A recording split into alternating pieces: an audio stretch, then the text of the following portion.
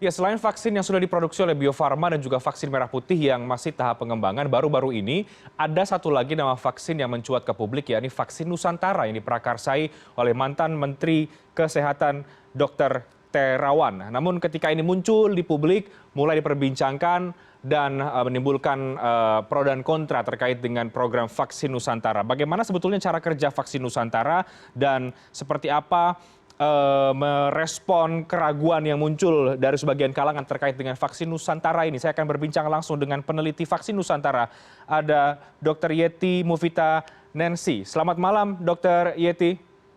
Selamat malam. Baik, Dok, langsung saja vaksin Nusantara begitu muncul menjadi perbincangan, tapi tidak sedikit yang meragukan, Dok, sebetulnya soal proses dan juga hasil uji klinisnya. Apakah sudah melalui tahapan-tahapan ilmiah?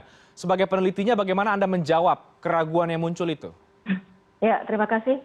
Jadi sebenarnya dalam kondisi pandemi ini, karena coronavirus yang baru ini yang jumlah penderitanya terus bertambah, ini mengakibatkan angka kematian yang terus bertambah pula.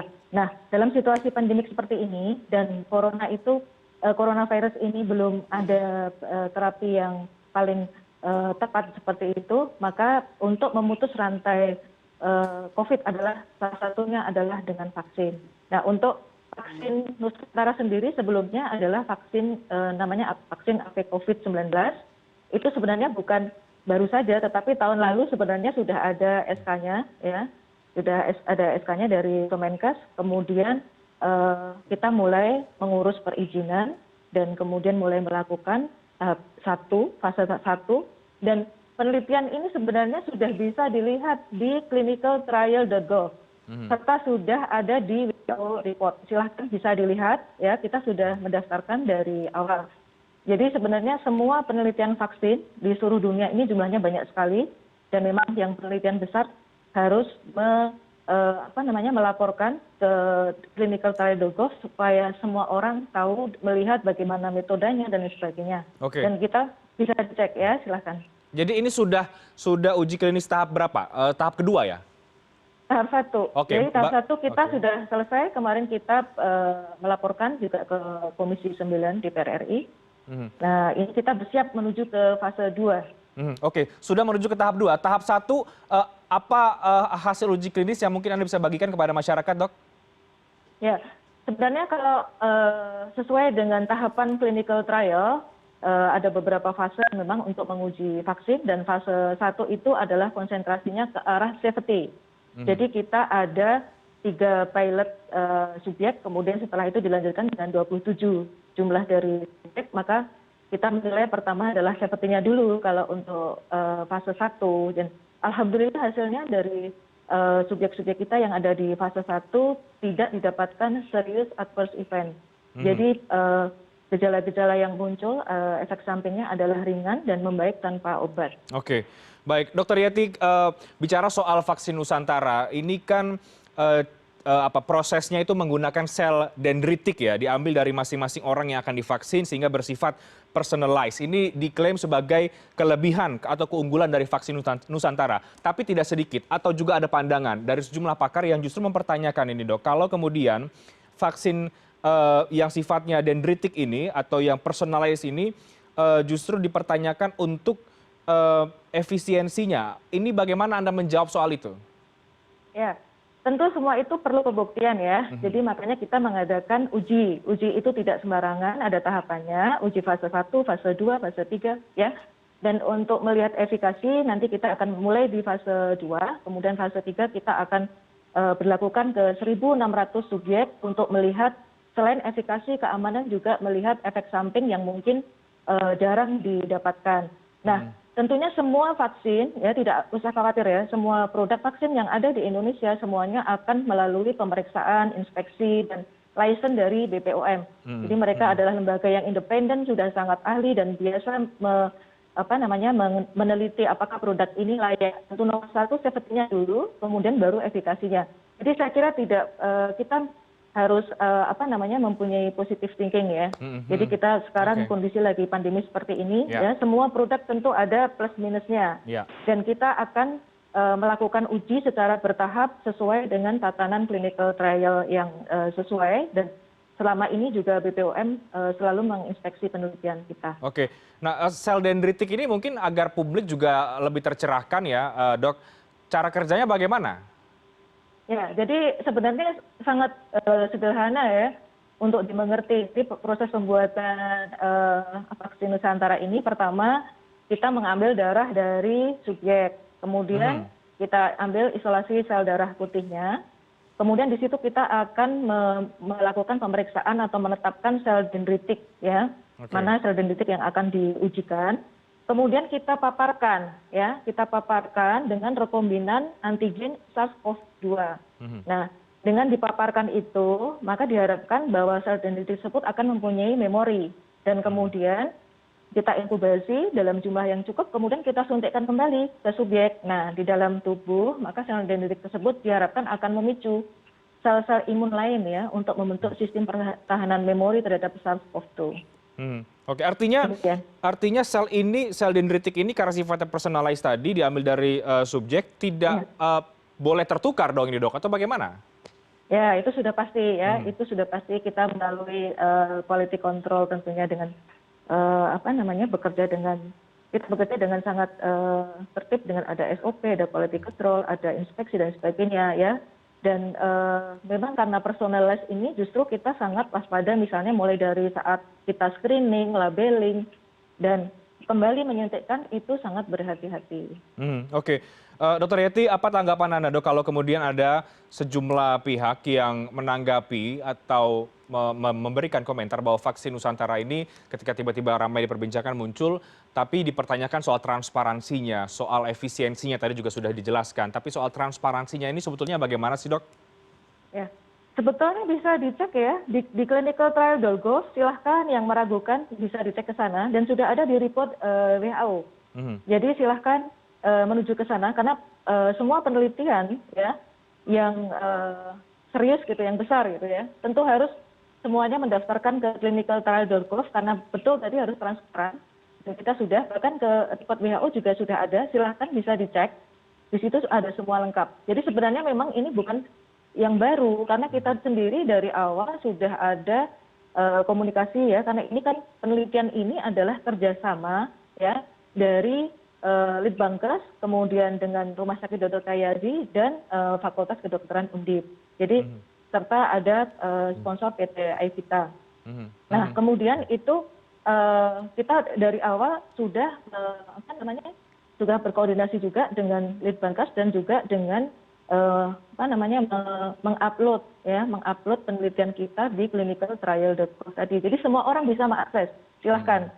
Ya, semuanya bisa mengakses ke sana. Sebenarnya itu bukan baru gitu. Dan dari BPOM sendiri sudah melakukan inspeksi ya. Dari bulan lalu tuh sudah melakukan inspeksi. Artinya sudah melihat apakah penelitian kita ini bagaimana dijalankan, apakah sesuai prosedur dan demikian. Oke, jadi dari BPOM sudah melakukan inspeksi terhadap proses uji klinis dari vaksin Nusantara ini?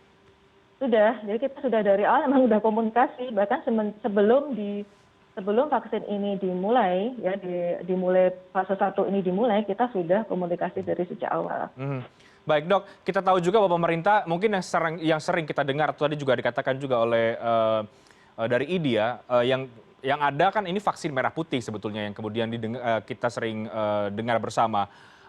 Mengapa kemudian juga ada vaksin Nusantara? Ini agar kemudian clear saja, ini bedanya apa, kemudian mengapa harus ada dua proyek vaksin yang berbeda, seperti apa, Dr. Yeti?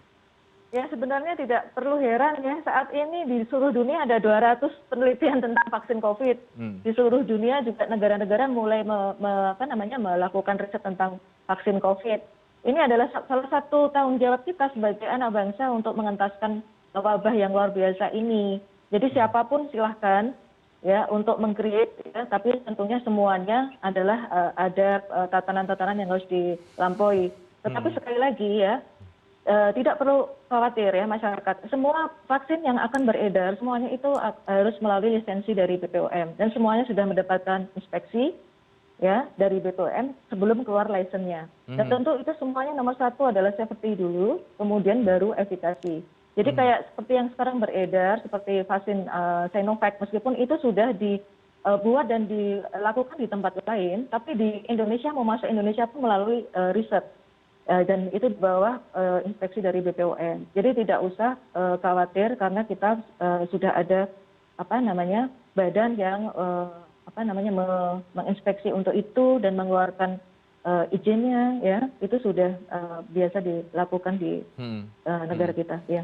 Ini vaksin yang diinisiasi oleh mantan Menkes Dr. Terawan ya, dok. Seperti apa awalnya, kemudian sampai kemudian Dr. Terawan bisa menginisiasikan adanya vaksin Nusantara ini? Ya, ini mungkin kan sesuatu yang baru ya. Jadi kenapa seperti heboh gitu, karena ini kan sel dendritik itu kan baru gitu. Terutama untuk COVID, karena sebelumnya itu kan memang tadi betul sudah pernah diujikan kepada penyakit lain, yaitu pada melanoma. Dan sekarang mengadop dari konsep itu ya kita cobakan. Dan tentunya semuanya sudah mulai pertimbangan yang matang, baik dari segi sains maupun semuanya sudah dipertimbangkan dengan sangat matang dan akhirnya kita kerjakan gitu. Jadi sebenarnya ini dari awal sudah kita sudah sudah menyampaikan informasi ini. Jadi kalau melihat penelitian itu bagaimana, itu silahkan lihat di clinicaltrial.gov. Karena semuanya ada di situ, penelitian yang besar-besar itu ada di situ semua. Oke, jadi dengan sel dendritik ini juga Dr. Terawan juga yang kemudian menginisiasi, menginisiasi kemudian menggunakan sel dendritik dan sehingga muncul kemudian nama vaksin Nusantara? Ya. Oke, baik. Dr. Yeti, terakhir ini kan sudah masuk ke uji klinis tahap 2 ya? Ya, mau ke arah fase 2. Oke, fase 2. Di fase 2 ini bagaimana prosesnya? Apa yang akan diuji nantinya? Apakah sama dengan vaksin yang lainkah? Dengan yang sudah beredar atau seperti apa? Ya, untuk tahapan-tahapan uji klinis atau clinical trial, itu hampir semua produk itu akan melalui tahapan yang sama. Jadi pertama itu ada fase 1. Fase 1 itu subjeknya tidak terlalu banyak karena kita ingin melihat benar-benar keamanan atau safety. Kemudian setelah di situ kita tidak mendapatkan hal-hal yang kira membahayakan seperti adanya serius adverse event ya seperti itu maka kita boleh melanjutkan. Tetapi itu semua di bawah inspeksi BPOM dulu, kemudian BPOM baru mengeluarkan izin uji klinis untuk fase berikutnya. Fase 2 itu kita masih terus meneliti tentang safety.